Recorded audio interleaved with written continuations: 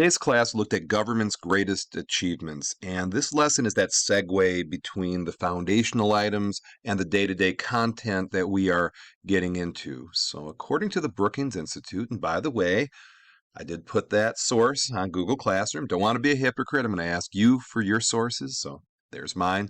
And according to them, these are the top 10 achievements of the American government. And they said, number one, rebuilding Europe after World War II, expanding the right to vote, promoting equal access to public accommodations, reducing disease, reducing workplace discrimination, ensuring safe food and drinking water, strengthening the nation's highway system, increasing older Americans' access to health care, reduced the federal budget deficit, and promoted financial security in retirement. So looking at this list, first of all, can you identify what they're describing?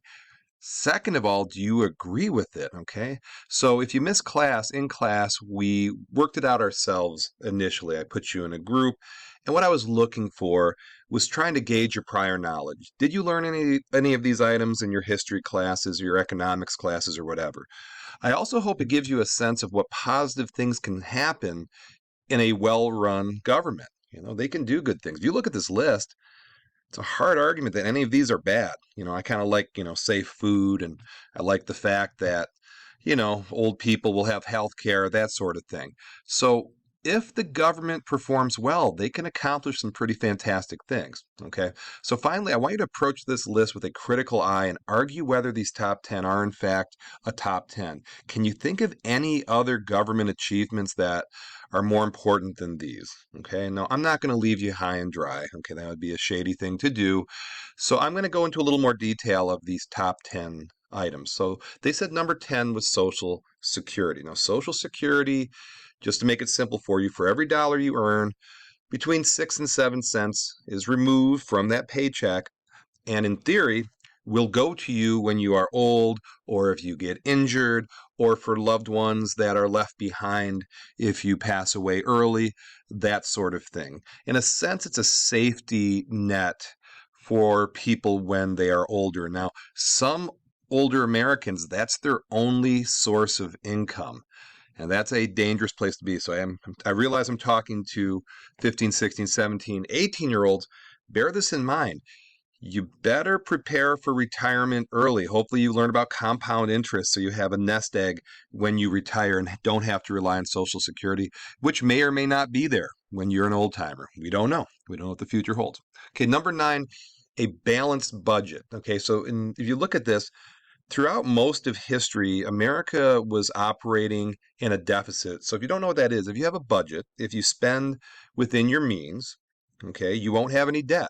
If you spend more than what you take in, you have debt. Now, if you spend less than what you take in, you have a surplus. So we see here in the 90s, we had this turnaround where we went from debt to surplus. However, for American we've been in debt a really long time. Okay.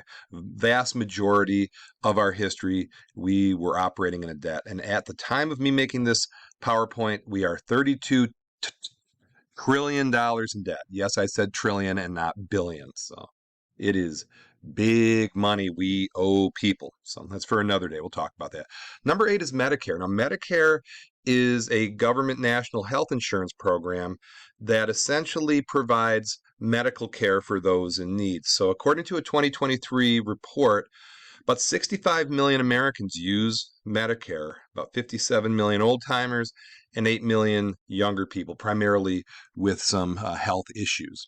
Okay, number 7, Federal Highway Act of 1956.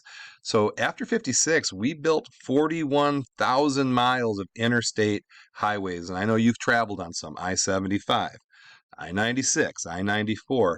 And what this did was it was designed to for defense. So in case of a nuclear attack, we'd be able to get around. But what it did is it created this whole new economy and the ability to travel to places and do business with each other, and was a resounding success. And I'm using my own critical thinking, and I try not to give my opinion too much. I would have placed this higher than 7. So these are the things I want you to think about. Is this correct? If so, should it be higher, lower? and that sort of thing. A little critical thinking for you. Number 6 is the FDA, the Food and Drug Administration. It's been around since 1906. That's a long time. And if you look at, a bag of chips, it tells you what's in the chips, how many calories, what ingredients are in there, medicine. You open up a can of pop, you can look at the side and it will tell you all the calories and all that kind of thing. So before 1906, there was no regulation in terms of the food and drugs we put in our body. And you may have heard that story that Coca-Cola actually had cocaine in it. That's not a myth. That is true. This is before the FDA. And you may have heard the Upton Sinclair hot dog story or the sausage story, how rats got into the hot dogs.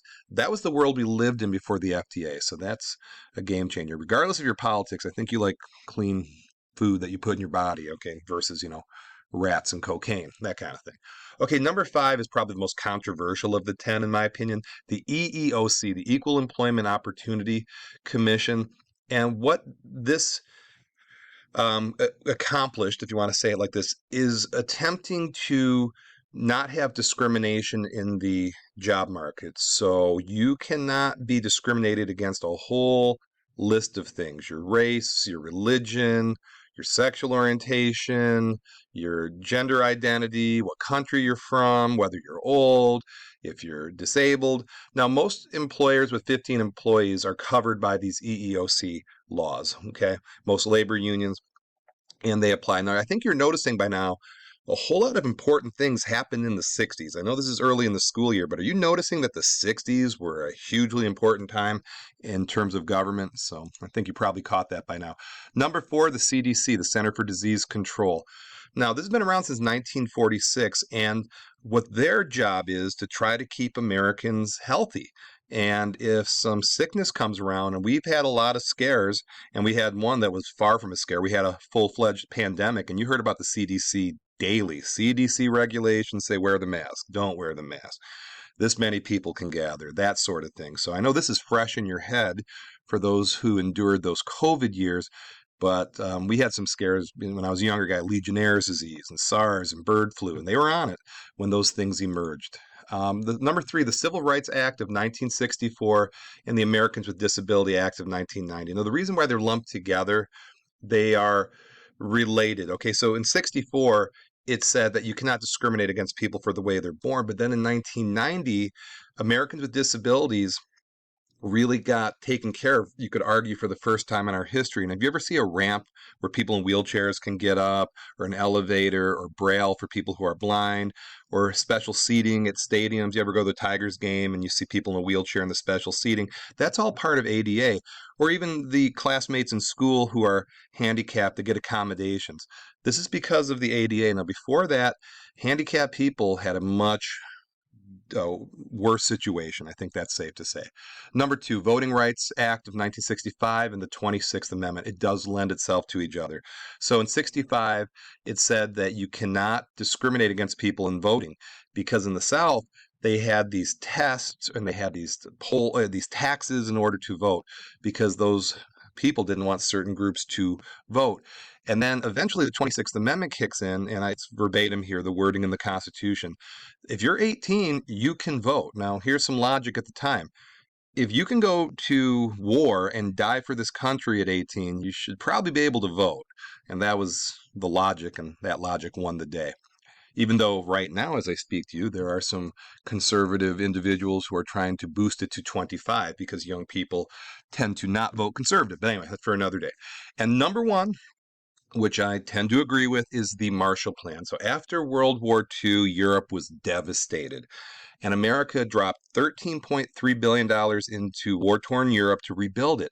Now, in the end, America wound up profiting $130 billion. So real easy, $13 billion investment for $130 billion return. But even bigger than that, it created allies, friends that we are still cool with to this day, because we helped rebuild them after World War II. Okay, so now that we did that, I'm going to turn you loose on your own. So I want you to look at the 21st century. Now, if you've noticed, all of those top 10 were 20th century items, but look at the 21st century. And I want you to decide on the top 5, not 10, 5. Okay, the top government achievements since 2000.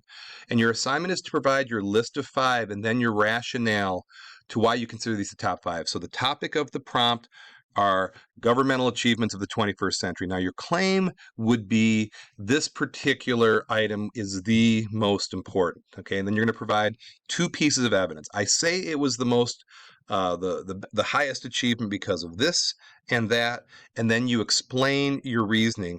But then I also want you to weave in an alternative perspective. So somebody who would disagree with you, because if you're going to make a claim or an argument, you better know your opponent's argument as well as they do and be prepared for it and be able to fight against it. Okay.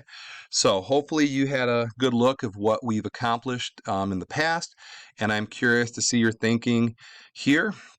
And that is the assignment. So if you miss class, I'm going to ask you to do is please complete this and turn it in when you get back. Okay? So thank you for watching.